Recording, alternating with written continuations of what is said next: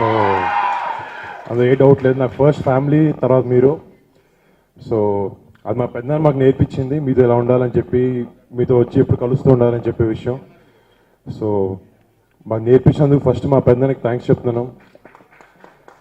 And ముఖ్యంగా చరణ్ గురించి నేను ఒక మాట రెండు మాటలో చెప్పలేను. నా హోల్ ఫ్యామిలీలో నాకు అందరికన్నా క్లోజ్ చరణ్ అన్న.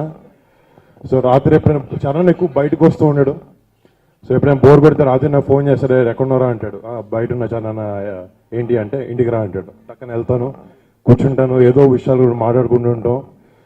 సో ఎక్కువ అవుట్ గోయింగ్ కా చరణ్, మీ అందరికి తెలుసు, బయటకి ఎక్కువ రాడు. బట్ తనకి చాలా ఉంటుంది ఇలా బయటికి రావాలి, మీ అందరితో కలిసి ఉండాలని. వస్తాడు డెఫినెట్గా, నెక్స్ట్ బర్త్డేకి చరణ్ వస్తాడు. అండ్ ఇవన్నీ కన్వే చేస్తాను నేను. And he's very happy. ఇప్పుడు కొత్తగా సుకుమార్ గారి సినిమాలో ఆ లుక్ పెంచుతున్నాడు, గడ్డం వేసుకొని, చాలా బాగున్నాడు. నేను లుక్స్ ఫోటోలు కూడా చూశాను. డెఫినెట్గా చరణ్ అన్న చేసే నెక్స్ట్ సినిమా మీ అందరిని అలరుస్తుంది, అందరినీ గర్వంగా ఉండేలా చేస్తుంది డెఫినెట్లీ. అండ్ ఇందాక సారీ డిస్ట్రిబ్యూషన్ ఇంకా వేరే ప్రోగ్రామ్స్ చాలా చేస్తూ ఉంటారు అభిమానులు అందరూ. ప్రతి పుట్టినరోజు నాదానికి కానీ, తేజ్ దానికి కానీ, అన్నదానికి కానీ. అలాంటి ఆలోచనలు నాకు అప్పుడప్పుడు రావు చేయాలనేది. సో మీ అందరికీ థ్యాంక్ యూ సో మచ్.